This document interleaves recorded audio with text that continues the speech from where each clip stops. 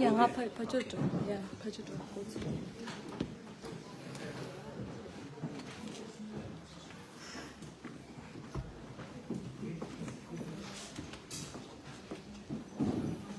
Starting and good journey.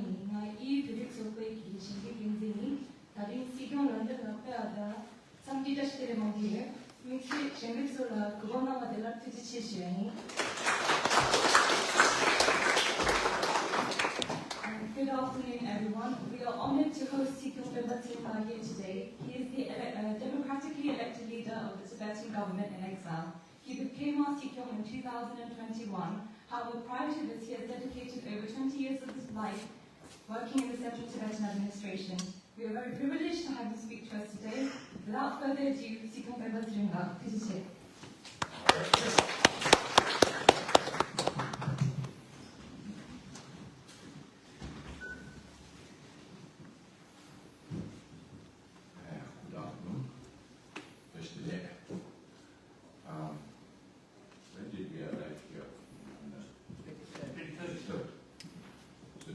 During this visit, we arrived here on 23rd, and we decided to cover London, Scotland, and Norway, Denmark, and Germany, 5 countries during this visit. And wherever we go, we try to make it a point to meet with the younger generations of Tibetans, so that we at least get to see each other, maybe learn from each other a little bit. And I always say that one of the responsibilities that we have is to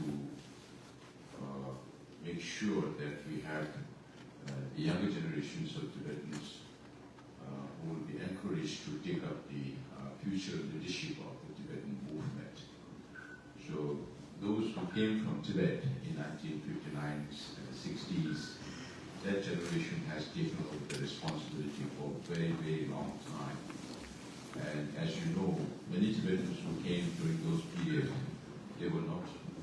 much educated, only because of their patriotism, their faith in his holiness, loyalty to his holiness, and commitment to the Tibetan cause.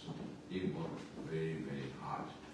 So they could be your grandparents, my parents, right? So they worked very hard to make it possible for the generations that came after them to be able to take up the leadership. I personally was born in India. I've never seen Tibet myself, just like all of you here. But still, when we were young, our parents used to tell us stories about Tibet. And that is how we get encouraged to take up the responsibility.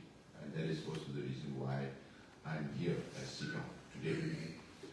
I personally, even in school, we used to learn as much as possible. We have this Tibetan habit when elders are talking, if children are nearby, they'll say, oh, it's elders talk, don't sit nearby, please go away. But I never used to do that. I always used to sit with the elders. Whenever they are having discussions, I always listen to them. And that's how you learn, right? So maybe your parents are also taking that responsibility to talk about Tibet, for you to understand a little more about Tibet. So I'll start with a few basic information about Tibet, because if people ask you questions about Tibet, then you should be able to tell them what Tibet is all about, right? So this is a map that we just got a few days ago. This shows the Tibetan plateau. This is, I'm sorry, the light is not very good, but this is the whole Tibetan plateau. When you travel around also, now you have Kasama's map in front there, you've got Google, interactive maps that sometimes you have on planes. And I was always very interested in geography because I've never seen Tibet, so I could only imagine Tibet, right? And those days, when we were of your age, there was no Google Earth that we can look at.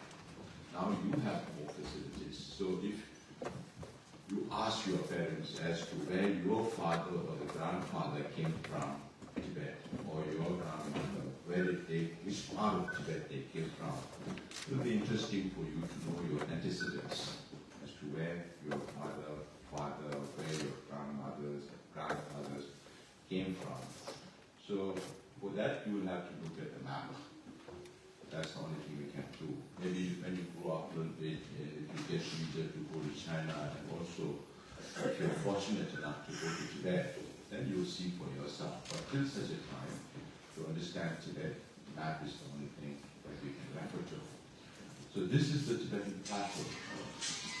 And some people, we call ourselves, our land, the land of Tibet, as the heavenly abode, land surrounded by snow mountain ranges.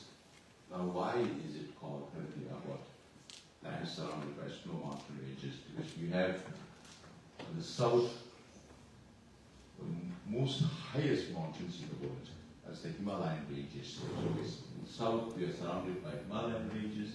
In the west, you have the Karakoram. In the north, you have the Kunlun. And in the east, there are many ranges of mountains. So Tibet is surrounded by snow mountain ranges, right? And some people believe that Tibet is very small, because they don't understand Tibet. I remember one Pakistani journalist telling me, is Tibet bigger or smaller than Bhutan? Because Bhutan is very small. So the size of Tibet is 2.5 million square kilometers. Any idea what is the size of UK in square kilometers?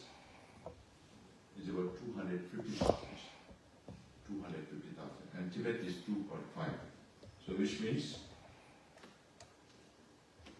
how many times of UK is Tibet? 10 times. What? Sorry, 10 times. So 250,000 into 10 is 2.5 million. So Tibet is 2.5 million. So UK is very small compared to Tibet. So the land of Tibet is very, very big. It's 2.5 million square kilometers. 10 times the size of the UK. But the population of Tibet is very small. It's only about 7 million Tibetans. Earlier we used to say 6 million Tibetans. It never changed. Never went down, never went up. But when we looked at the last demographic survey of China in 2020, now the Tibetan population has gone up to 7 million. Now, I read a book called Tibet Outpost, written in 1906 by an American who lived on the border, China-Tibet border. And one of the chapters in his book was titled as Roof of the World. So maybe from that time, the Western world started calling Tibet the roof of the world. Now, why the roof of the world?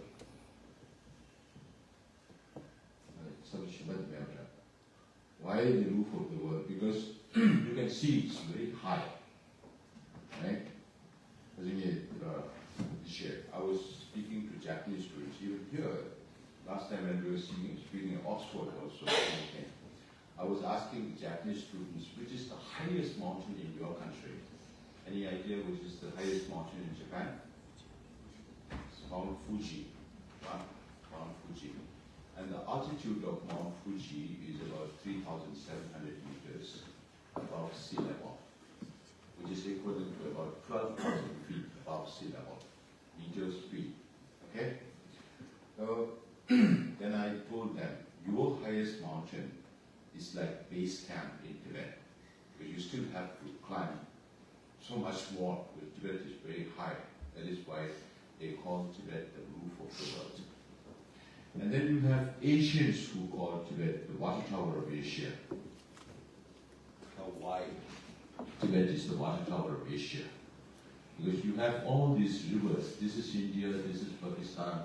So you have rivers that originate from Tibet going into Pakistan, the Indus and the Satluj. And Indus is the base of the Indus Valley civilization.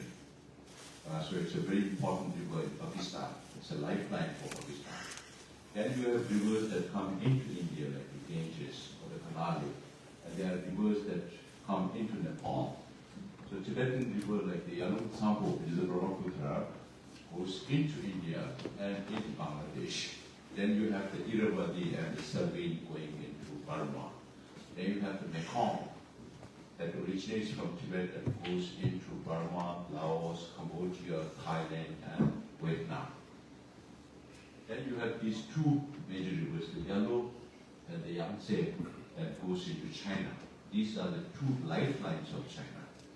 And the Yellow River is the cradle of Chinese civilization. The rivers that originate from Tibet has facilitated formation of many civilizations in the world, right? Around the region. So some estimate that about what is the population of the world today? How many billions? Any idea? 8 billion, right? Out of 8 billion people, some say that between 1.8 to 2 billion people have something or the other to do with rivers that originate from Tibet. And these countries are some of the most populous nations in the world. So which country is the most populous now? India? India is going to overtake by next month. India is going to overtake China's population. Right now, China is the most populous nation in the world. So in a month's time, India is going to overtake China's population. So India is going to be the most populous nation in the world. So these two are the two most populous nations of 1.4 billion each. That itself is 2.8 billion people. And then Pakistan and Burma, Laos, Cambodia, Thailand, Vietnam. These countries in South Asia and Southeast Asia are some of the most densely populated areas in the world. And China does not share hydrological data with any of its countries, any of the downstream countries. So there could be a lot of environmental problems in future. We are talking about food security, we are talking about water security. So maybe it's for the smaller children, they don't make sense right now. But these will be serious issues. So when I go around speaking to other people, I tell them, we are political refugees today. But if you don't care about Tibet's environment, there will be a lot more environmental refugees in the future. Because people's livelihood are already changing in the downstream riparian states. Then the Chinese environmental scientists, and now people talk more about the third pole. Tibet, the third pole. Now which are the other poles? North Pole and South Pole. Now why do they call Tibet the third pole? Because Tibet has the largest amount of glaciers and permafrost that feeds all these major rivers. So, first we call ourselves the heavenly abode, the land surrounded by snow mountain ranges. Then the Westerners call Tibet the roof of the world because of its altitude. And Asians call Tibet as the water tower of Asia, which is the source of major rivers in Asia. And then environmental scientists call Tibet as the third pole. Maybe next time when I come, we'll have a better presentation than this. We just got these few maps, and I thought maybe to give you a good imagination of what Tibet means to the Tibetans and to the region. I thought it would be helpful for you to look study by yourself in the future. Right? In it, maybe I'll give you a brief overview of Tibet's history, because you often get asked about this question. We have a recorded history of more than 2,200 years. Right? And the first king was Nyajisambo. Then the more important phase of Tibetan history is between 7th to 9th century, when Tibet became a huge empire in Central Asia, alongside Mongolia and China. So Tibet invaded the capital of China, called Xi'an, those days. And today it's Beijing, right? Chinese capital. Those days it used to be Xi'an. We invaded the Chinese capital, dethroned the king, and we installed a puppet king, Xi'an. Then we invaded, westward, we went up to Samarkand, in present-day Uzbekistan. So that was the extent of Tibetan Empire from east to west at one time. We were a very powerful country. Then Tibet disintegrated for about 400 years, between 9th century to 13th century. So this is more for the elderly ones, because the younger ones, it's really too much for you. So Tibet disintegrated for 400 years, and during that period, then we again rebuilt our relations with the Mongols. By that time, Mongolia had become very powerful. Have you heard of Genghis Khan? Genghis Khan invaded half of Europe. They came up to Europe. So the Genghis Khan Empire was the biggest land empire in history. And Genghis Khan's tactic was, if they have to invade London, then maybe they start killing everybody in Edinburgh. By the time they come here, everybody surrenders for fear of being killed. And that was the tactic that Genghis Khan employed. And when after him, then there were succeeding Khans. And Timur Lane came to Tibet in 1220. The Tibetans were smart enough not to fight the Mongols. They surrendered around 1220. Then by mid-13th century, around 1254, we developed, a year before that, the Mongols were looking for a spiritual master. And they found Sikyong Penp Tsering in Tibet. Okay, so the Tibetans became masters, religious masters, to the Mongols, and the Mongols became our patron. So we give them Buddhist teachings, and they instead protect us militarily. That was the kind of relationship that we enjoyed. Just like our relationship with India. Between any idea where from where did the Tibetan language came from? India?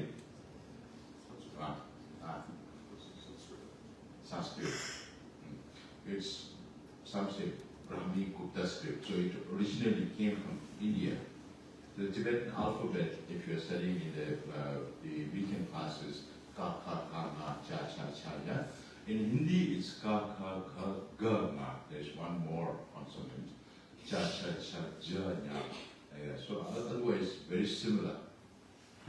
Because many people believe that since now Tibet is occupied by China, Tibetan language also might have something to do with Chinese language, which is not so. So you should be able to explain to other people that Tibetan language came from India.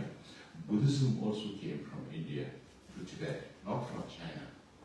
So we are an extension of Indian culture. Right? And when the first the Indian master was invited to Tibet, he advised the Tibetan emperor, instead of me teaching you Sanskrit, since you already have a language, why don't you translate all the Sanskrit texts into Tibetan?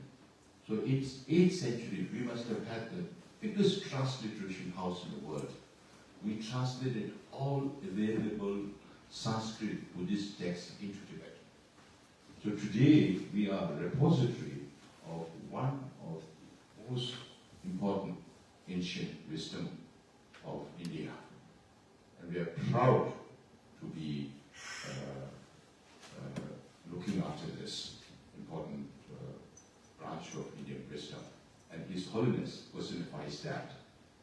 Right? His Holiness always speaks about love, compassion, forgiveness. All this comes from Buddhist thinking. And then we developed our relationship with the Mongols, and Tibetan-Mongol relationship was there much before the Mongol-Chinese relationship again, because the Mongols invaded China after that. So when Mongols ruled China, it was between 1271 to 1368, for about 100 years. For Chinese historians, that is the Yuan period, Y-U-A-N, Yuan period. But Mongols were there even before the Chinese, before that, or even after that. Then Chinese and the Tibetans were ruled by the Satrapas for about 100 years during that period. Then the Mongols were overthrown by the Ming Chinese. Ming Chinese are real Han Chinese, Chinese, right? And they ruled China from 1368 to 1644 for about 300 years. And Tibet was ruled by 3 dynasties. The Pamutuba dynasty, the Rinpoche dynasty, and the Devasangwa dynasty. Right? And this went on up to 1642 for Tibet. And the 5th Dalai Lama took over the temporal and spiritual leadership of Tibet in 1642. That is 2 years before the Ming dynasty was overthrown by the Qing dynasty. Now the Qings are not Chinese, they are Manchus. Just yesterday in Abu Dhabi we met 2 Manchu boys, a boy and a girl. And Manchus then invaded China, and they ruled China from 1644 to 1911. Inside Tibet, from 1642 till 1949-50, when Communist China invaded Tibet, Tibet was ruled by 5th to 6th to 7th, 8th, 9th, 10th, 11th, 12th, 13th, now the 14th Dalai Lama. Does it make any sense? Okay, it's just another Piveke, another Pakja actually, just to get imprint in your mind. Today, if you hear just these few words, maybe next time when you read books, then you will remember, okay, Sikyong Penp said something like that. So maybe this is an extension of what we have to learn, right? So, it's not necessary that you have to understand everything, right? If you have a rough idea that Tibet was an independent country till the occupation of Tibet by China, that itself should be good enough. But then when you grow up a little bit and when you get that have more interest in history, you can read those books. And the senior ones who are present here, I would recommend for you to read Tibetan history. I've been focusing a lot. Now when I travel around countries, we have to reach out to so many different countries. We have to meet with political leaders. We have to meet with foreign officers. And now we tell them about Tibetan history. And there are many reasons. I have at least 4 reasons why we go for that strategy. One is to send a message to China, because China keeps saying Tibet is part of China, or Tibet is part of China since antiquity. Or now they say Tibet is part of China since time immemorial.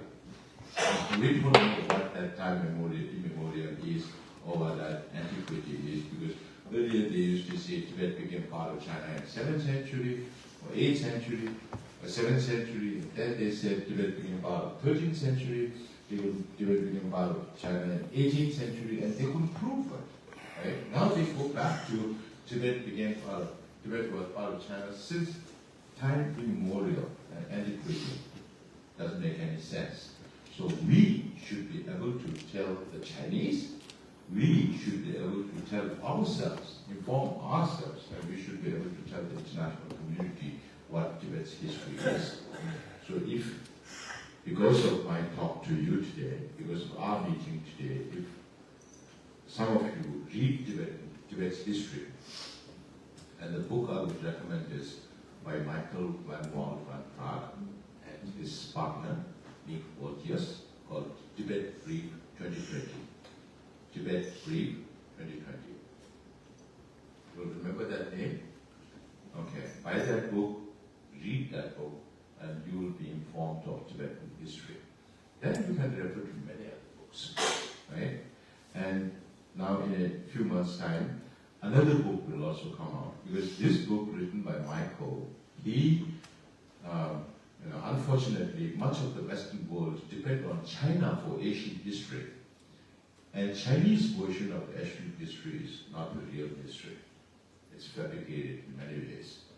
So we have to tell the world the real history of Tibet. And there are many history books written by Tibetans, including history of Tibet by Shakapa. Then you have later Tsering and many other authors who have written about history of Tibet. Those you can read later. But first, if you read Michael's book, because what he did was, he, instead of referring to Chinese sources, he, over about 8 years, he worked with 70, 80 scholars from many different countries in Asia, and establishes the fact that whether it's Tibet-Mongol relationship, as I mentioned to you, the period, Tibet-Ming relationship, or Tibet's relationship with Qing, or as per international law today, Tibet has never been considered part of China. And the other book, written by a Chinese professor, because he was always intrigued at your age, he used to hear Chinese government say Tibet is part of China, Tibet is part of China. And he was always wondering as to why Chinese government is saying that. If Tibet has always been part of China, nobody needs to repeat that. Right? There's no need to emphasize as to why Tibet is part of China. So, because of that, he was an economics professor in City University of Hong Kong for many years, and he was visiting professor to many universities around the world. And after he retired, he adopted a completely different approach. So what he did was, he looked at only imperial Chinese historical records set by the Chinese emperors, right? And he establishes without doubt that Tibet has never been considered part of imperial China. So who came up with all these stories about Tibet being part of China? It's mostly during the nationalist period when the Qings were overthrown in 1911, and then the nationalist movement took over the reins of running the Chinese government since 1911 onwards till 1949, when China was taken over by the communists. And the communists are very good in lying. So some have said that communism is built on lies. So you tell one lie, and then to hide that lie, you tell another 2 lies, 4 lies, 8 lies. So it multiplies. And there is also a saying in China, if you repeat the lie 100 times, then lie might turn into a truth. That's what they believe, and that's what they are trying to do with the international community. Now, if we are not able to talk about Tibet's history, no one else will. If Tibetans don't read Tibetan history, who else will read Tibetan history? Therefore, it's very important that first Tibetans read Tibetan history, and then tell other people about Tibet's history. So you've got an overview. Just very briefly about the current situation inside Tibet. Now, we are all living in a free world, right? Free country. You have all the liberties you have. Now, inside Tibet, there is no political space. You can't express what you think. If you express what you think, even if it's a little bit against the Chinese government in the name of national security and social stability, they'll put you in jail. That is the kind of situation. Maybe later in life you can also read this book by George Orwell called 1984. That book talks about state surveilling all its citizens in different forms. And that's exactly what is happening inside China right now, and in Tibet more so. Now, you are free to study anything you want. In Tibet, Tibetan language is disappearing. Now when I tell governments, we tell them culturally, we are dying a slow death. A slow death. How? Because Tibetan language is not given any importance by the Chinese government. Today, we are talking about colonial-style boarding schools in Tibet. From the age of 6 to 18, from grade 1 to 12, more than 1 million children are in boarding schools. They are all taught by force in Mandarin language, in Chinese language. Only 4 classes a week on Tibetan language. So Tibetan language is slowly disappearing. And Tibetan language is the basis of Tibetan religion and culture and way of life. So if Tibetan language disappears from Tibet, then who will be responsible for preserving Tibet's language? We have to do it in exile. That is why, how much ever the difficulties, the challenges that you will have to face, or you have to face, it's important for Tibetans to understand Tibetan language, just if not for anything, at least to preserve it. Because the Tibetan inside are not allowed to do that. If this goes on for another 10, 15 years, then many younger generations of Tibetans will turn into Chinese. That is what they call a Sinification or Sinicization of Tibetan people. So even though by physical look they may be Tibetan, but mentally they will become Chinese. That is what the Chinese government is trying to do, to turn every single Tibetan child into a Chinese. So you are taught how to respect the Communist Party, how to follow the ideology of the Communist Party. Right? And those days when Tibet was independent, we used to have so many monasteries, so many monks and nuns. Now those numbers have come down drastically. And the monks and nuns, you can move to any part of England, right? Within Tibet, for monks and nuns to move from one place to another, they need at least 4 or 5 different permits. Right? And Chinese government uses all kinds of artificial intelligence, whether it's electronic identification or geolocation. They can track you where you are going. China is very good at that. Then, these days what they are doing is they are collecting DNA samples of Tibetans. For what? Again, big question. I read in a report that a Chinese scientist have invented a method to change people's DNA. Now, if they manage to change every DNA of all the Tibetans inside Tibet, maybe in future, another 30, 40 years down the line, they can claim that there is no Tibetan race. Now lately we found that they are doing iris scanning of the Tibetan people without consent. For what? Now all these are aimed at controlling people.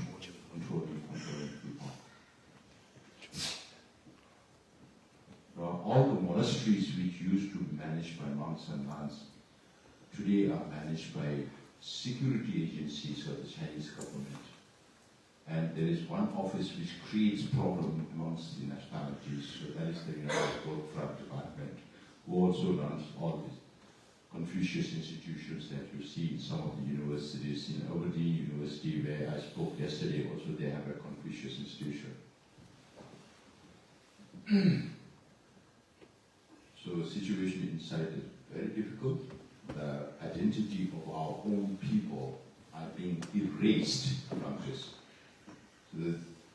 So we are talking about cultural genocide in Tibet.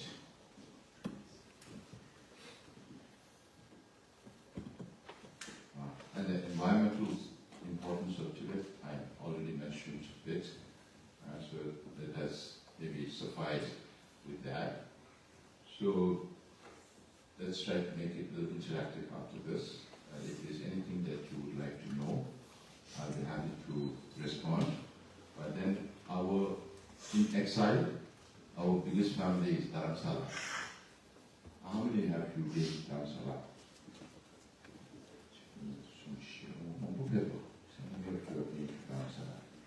Good to know.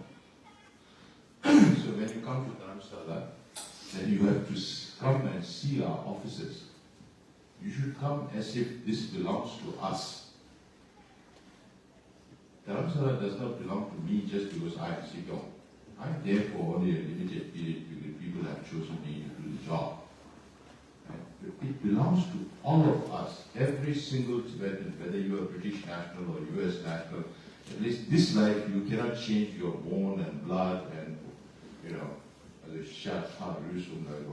your flesh. This life, at least you are Tibetan, whether you are UK national or US national or whatever, you are a Tibetan. And you cannot change that. Another life, maybe if you are born in another country, that's a different matter. So as a Tibetan, we have a responsibility to our people inside Tibet who are suffering. So if we don't speak up for them, who else will speak up for them? So we are only 130,000 Tibetans in exile. About 71,000, 72,000 Tibetans are there in India, about 10,000 in Nepal, 1,500 in Bhutan. If people ask you how many Tibetans are there in exile, you should be able to tell this. And another 50,000 are in North America, Canada, US mostly, and in Europe, and in UK. Representative Sonla is here, Lojla is here, Zendela is here. So they say in UK it's close to 1,000 Tibetans now, in the whole of UK. Right. And then in other parts of Europe, and then in Australia also we have an ongoing immigration program. To do the culture part. Right. And I'll leave it here, and if you have any questions, then I'll answer. If you want to know a little more about the Central Tibetan Administration, how we run ourselves, how we get the fundings to do all that, how we manage the democratic polity, if you are interested, then I can cover more. And elder ones, if you speak Tibetan, then you can join the next meeting, so that I'll be speaking more about our policies and programs, what we intend to do, what we are doing. And we are a small population, but we have to reach out to the world, so it's quite a task to be a Sikyong. If you want to stand for my position, if you have the resources, then you have to campaign in 25 different countries to win this election. But fortunately, during the last election, there was a raging pandemic, and I didn't go out of my house. So I came in online, and I'm here today. Okay? And thank you very much for your attention. And I hope that this short presentation has given you an overview of Tibet, and that you will study more about Tibet. And then I hope to see another Sikyong from UK in the future. Thank you.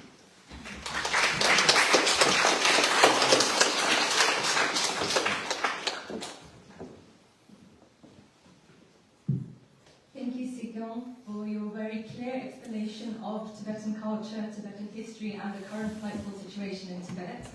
We are very grateful for your very thoughtful words to the Tibetan youth today with regards to advice and encouragement, with regards to how they can help the Tibetan cause in the future. Now, I'd like to open the floor up to any questions. If you have a question, please can you raise your hand and I'll bring the mic to you.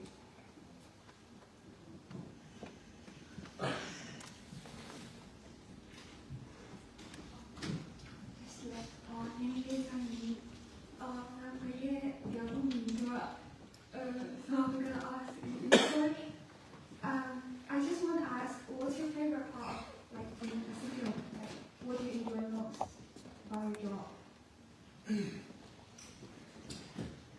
Whatever you do in life, it has to be something that interests you, right? So I talked a little bit about myself in the beginning. So since childhood, our parents used to tell us you have to serve Tibet, you have to serve His Holiness the Dalai Lama. So that is what we have been attuned to in our thinking. And after I finished my education, then I joined the Parliament in 1996. From 1996 to 2016, I was a parliamentarian. And during that period, I was also director of Tibetan Parliamentary Policy Research Center in Delhi. Then I was Speaker of the Parliament for 7.5 years. So it is the job satisfaction that gives you. With our salary, my salary, if I tell you now, only about 400,000.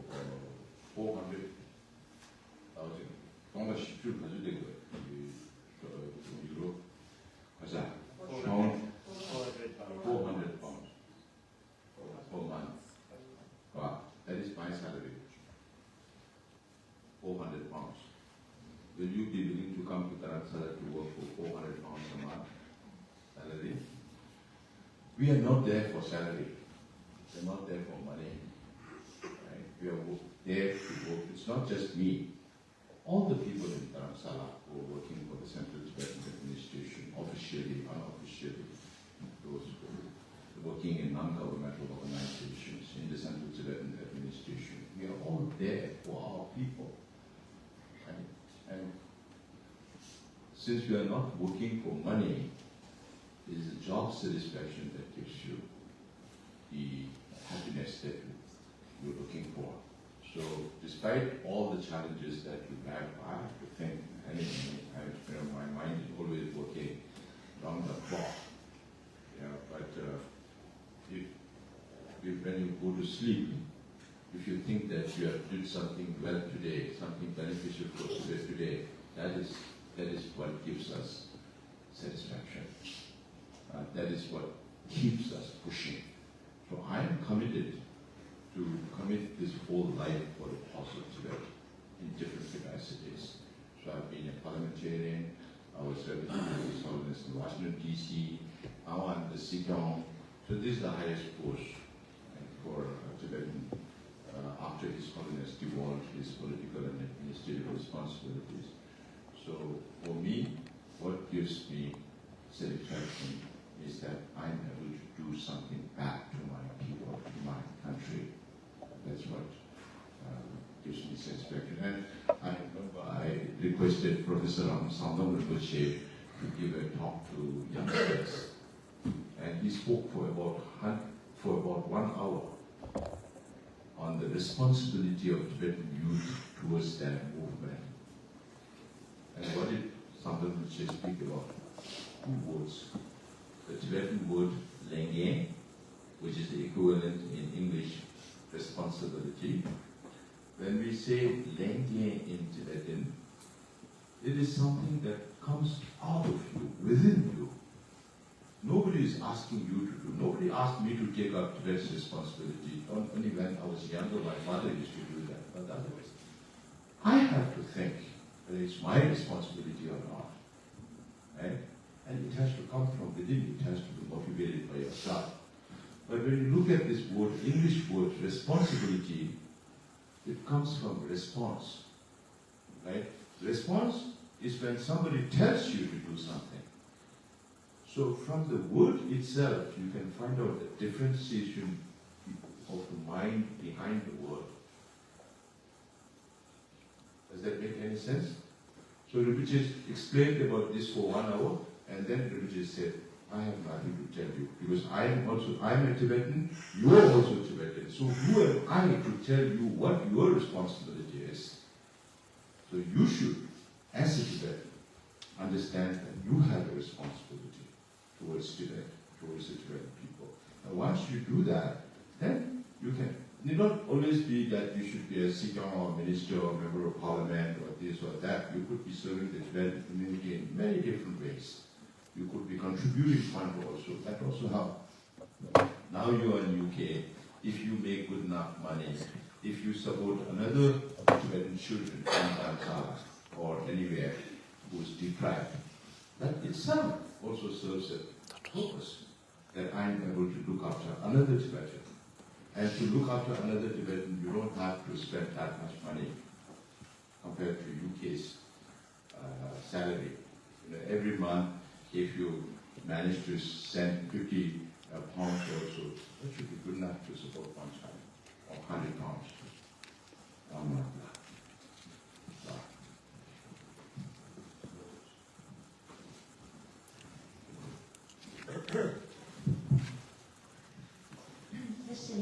Sikyong, thank you for speaking to all of us. As you were saying, you're constantly working, your mind is constantly focused on work. You touched on it a bit on Wednesday, but I was wondering maybe for the younger children, if you have advice as to how you keep your mind clear and positive, and what practices they can do, particularly given we've had a difficult last couple of weeks with everything that's happened. I think you are referring to the His Holiness and the Indian boy issue. Okay. Well, first, we have to be aware. You have to be always aware of what you do. Right? So then you have to be truthful to yourself and others.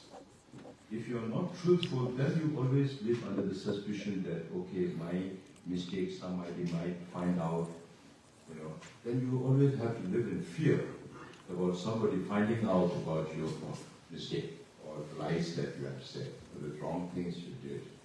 So if you've not done anything wrong, there's no reason for you to be diffident. You can be very confident about yourself. Right? If you keep doing wrong things and still hide all these wrong things, then somebody might find out about it, somebody might point that out, and you always fear that these skeletons might roll out of the cupboard. Right? So if your nest skeletons is a cupboard, then there's nothing to fear. And you have the clarity of mind, and you always also have the confidence. And when you serve the public, you have to serve with honesty.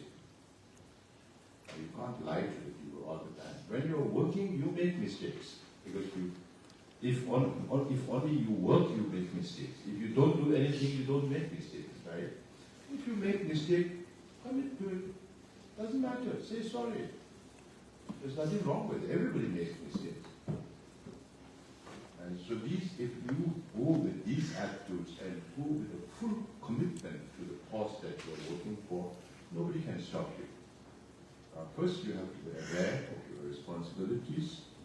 When we say aware of your responsibilities, then you should be aware of what you should be doing, what you should tell others. So my mind is always constantly working because I have to think about the challenges that we have and how do we overcome these challenges. Now my mind is all geared towards how do we turn these challenges into opportunities. You just can't look at challenges and say, oh, this is difficult, that is bad, and then you lose your confidence. Never ever. There is sun, there is day. When there is day, there is night also.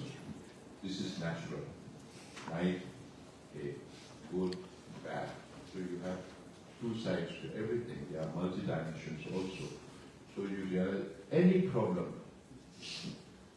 for any problem, if you apply your mind, there is always a solution. Always a solution. Whether it's immediate or it may take some time, it's a different matter. But there is always a solution. That we have to understand. That is why I always say, never ever lose hope.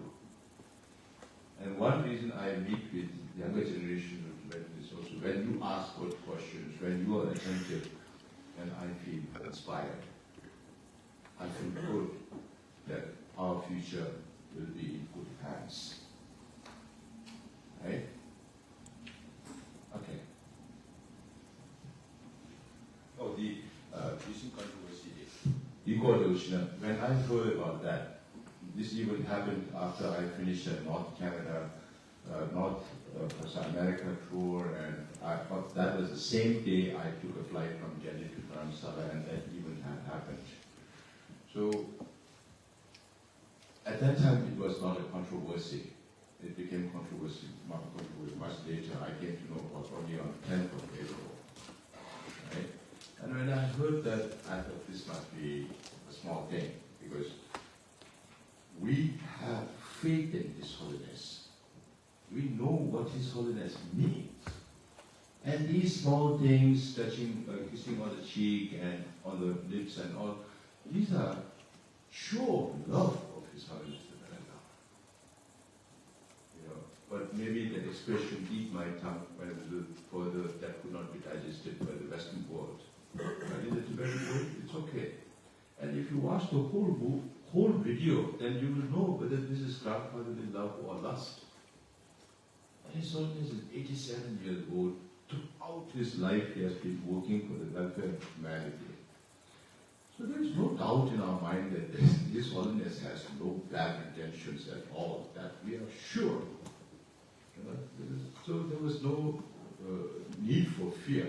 But then again, Chinese government always uses those kind of opportunities to malign His Holiness, to smear His Holiness' name, to destroy His legacy. You know. And the international community also. Now people ask us, we did a Heart Talk program with BBC, arranged with the Office of Tibet. So this will be out in a few days. They also keep asking the same question, is it not here, is that? So if you look at the full video, then you will know. And when you have faith and His Holiness, and I went to Delhi, and then this was free. It was not, me speaking to the media was not something pre-planned for this purpose, to clarify on this purpose. It was already fixed. I was to speak to the Foreign Correspondents Club in Delhi. And at that time, the same question was asked. And then we replied to that question, and we managed to change the course of the discourse on this particular issue, because we know the issue. Right? So I started with saying, who is the real victim in the story? Because the boy enjoyed the whole event, and he spoke to the media, and he said, very good time. His Holiness has a lot of positive energy. Mother was happy, so he's not a victim, right? Mother is also very happy even after the event. So who's complaining? It's the Chinese who's creating. They put this bubble on the picture as if His Holiness tongue is in the boy's mouth, which was not the real case. And that is still a 20-second video. So social media can be very bad also. So you have to understand how people misuse social media to malign other people. And that's what exactly the Chinese government tried to do. Now it's backfiring on them. Now so many people who said bad things are now apologizing to His Holiness. Right? And now they realize their mistake. Even the newspapers realize the mistake. When I spoke to the media on 13th April, BBC, CNN, Al Jazeera, some 72 outlets around the world picked up that story. It's not because I'm famous, because it concerns His Holiness the Dalai Lama. And I felt that the mainstream media knew that they became instrument in Chinese hands. So they decided to take this opportunity to clarify the situation. Right? So when it comes to His Holiness, never, don't worry, because His Holiness integrity is indestructible.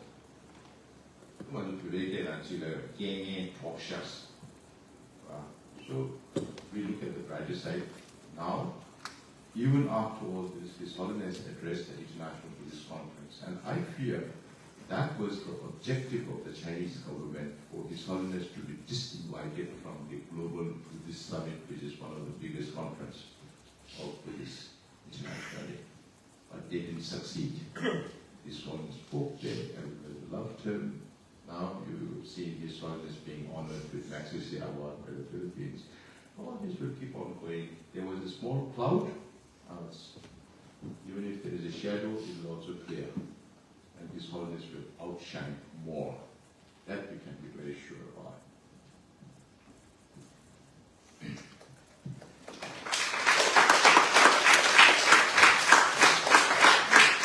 This will be the last question.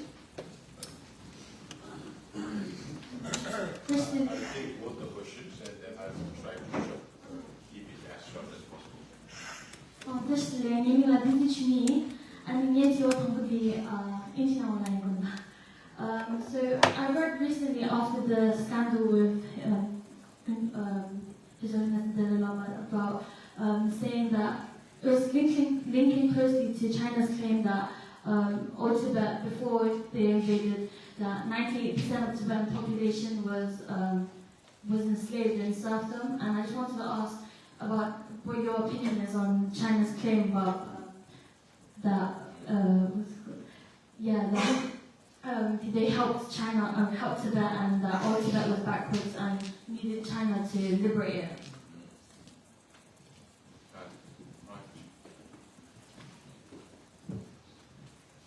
It's said like, so when my brother went to Dharamsala last year and to Sala College and he spoke with you, and you mentioned how Tibetan politics can sometimes get kind of like regionalistic, and how, you know, like when we talk about like large monastic religious denominations like Nyingma, Sakya, Tongkyu, we don't really hold prejudices against those. Yet when we talk about Chulhaston, you know, Mutang, Khan, and Andor, we talk, there's some sort of in the political situation, there's some sort of like prejudice between them. How, I guess, why do we have that sort of separate perception in terms of regions? And I guess, how can we overcome that? Both are very deep questions. Actually, that needs a lot more time to explain the whole situation. But right now, I'll try to keep it as short as possible. Every government at every time have a system. We Tibetans remained isolated on that plateau for many centuries. We didn't expose ourselves outside. We didn't allow people from outside to come into Tibet. So I've been reading a lot of books of travelers into Tibet. You can count the number of people who came from the West to Tibet. Right? So then people integrate Tibet's political system in different forms. Now, why China is saying that is China is trying to justify the invasion of Tibet by saying we liberated Tibetans from slavery or serfdom. Of course, we had a theocratic political system.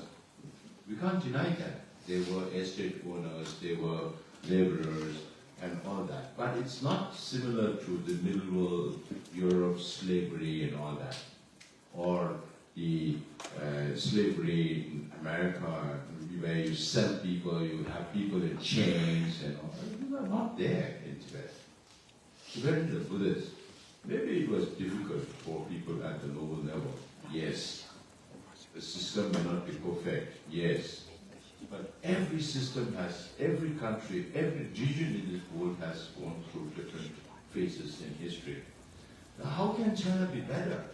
We have never asked China to liberate us, what they call as liberation. Instead, they enslaved us. Now I call it modern mental slavery of Chinese communist system, which is worse. Whether Tibetan theocracy was worse before 1949, or the present day Chinese mental slavery of its people, of its own people, including the Chinese people. So I think it's good for you to read the Tibetan histories to understand a little more, and then you'll be in a better position to argue with the Chinese as to how it is not so. If Chinese were so good, then why did this cultural revolution happen between 1966 to 76, where more than 6,000 monasteries were destroyed in Tibet, where more than 1.2 million people, Tibetan people, were killed or died as a direct or indirect result of Chinese occupation. Tibetan theocracy didn't kill that kind of people. They talk about eye gouging. Those were there. When Chinese used to come to Tibet, they used to skin our people, which is worse. So if you know those facts, then you can argue back, right? And the political climate becoming toxic. It's happening everywhere. Even in the United States, sometimes you look up at the United States as a specimen of democracy. The United States need not necessarily be the best in everything. Not even UK. We sometimes call our democracy as the grandson of Westminster democracy. Because we learn from India, India learned from Westminster. So, yes, we do have problems. We do have problems with regions because people's mind is becoming more and more narrow. You know, when your mind becomes narrow, you can't think universal. You can't think holistic. Then you think about your narrow interests, your region's narrow interests. People who are close to you, their narrow interests. If you manage to think about the larger interests of the Tibetans, then you should leave aside these narrow interests and divisions. So people in the parliament, people in the cabinet, people in the Supreme Justice Commission, these are supposed to be the top leaders, right? They should have a broader perspective of situation. We are up against an opponent like China. Now, when these things were happening, one day I was thinking like, okay, we have to face the Chinese, we have to face our own people within our community, and now we have to face the international community also. Sounds quite daunting, but then there has to be better ways. And I always say, the biggest challenge for us at this point of time is how do we adapt ourselves according to the changing circumstances or the changing realities of social change, demographic change. And if we are not able to do that, we are going to land in a lot of problems. We are going to have serious issues about our relevance of the Central Tibetan administration, legitimacy of the Central Tibetan administration. That is why sometimes I say, if we don't think carefully, we will be doing damage to ourselves, which even Chinese government will not be able to do to us. That is something we should be really, really careful about. So, if you are thinking about contributing for the Tibetan cause, think positively, think holistic. Don't think only about narrow interests. Right? And don't, younger generation, don't get swayed by regionalism or religious traditions. Think broader, and it will help us all. So, to conclude, I again want to tell you that you are the future leaders of Tibet. If you don't take up the responsibility, there will be no one else to take future responsibility of the Tibetans. That is why you have to take responsibility, you have to be aware. And we started this program called the Voluntary Tibet Advocacy Group. Some people have already joined in. The Office of Tibet is working very hard to enroll younger generation of Tibetans to do that. It's just for you to say, I commit 1 week of my time in a year for the cause of Tibet, or 2 weeks, or 3 weeks, or 4 weeks. And then whenever there is a program, you join those programs. We'll be holding the first international, not necessarily the first, upcoming International Youth Forum. So you will have Tibetans from different parts of the world coming to Dharamsala. We'll have a meeting there. And all you have to do is, for the time that you have committed, you have to reach out to members of parliament. Explain to them about Tibet. You have to write petitions to the government, to the foreign ministry. Right? So those are the activities that we are looking at. And once you get enrolled into that, then you will be updated with all latest information as to what is going on inside Tibet, so that you will be in a position to explain better. So this year, on March 27th and 28th, we had Tibet Lobby Day in Washington, D.C., by the Tibetans in the United States. And this year, we were hoping for 150 participants. This is being organized by International Campaign for Tibet, Washington, D.C. And our office, the Office of Tibet, also supports that. When I travel around the United States also, I speak to the Tibet associations. In February, I visited 9 communities in North America. And I have to cover a lot more. So when we go also, we encourage participation of the youth in those activities. And at the actual event, 169 Tibetans turned out. And they go in the Capitol Hill, meeting with the congressmen, women, both in the Senate and the House of Representatives, and ask the people to talk it. Now you are citizens of UK. When you reach 18, you elect your leaders. And you have the right to tell your elected leadership to work for Tibet as well. Right? So even though one of the challenges is the dispersing community is now you have Tibetans in more than 35 different countries, young Tibetans, educated Tibetans, energetic Tibetans who can work for Tibet. And now you are the force that Chinese should be afraid of. Numbers need not necessarily be the case. Value of those numbers makes a difference. So if you become responsible Tibetan, then Chinese will be more afraid. If you keep doing whatever you do and you grow up in a golden bar and just drink and spend your time, then Chinese will be very happy. Maybe they'll pay for your beer also. So don't lose hope. And please study, listen about Tibet, understand more, so that you can be in a position to take up future responsibility and leadership. So can we look for future Sikyong from London, UK? That's good. Thank you so much.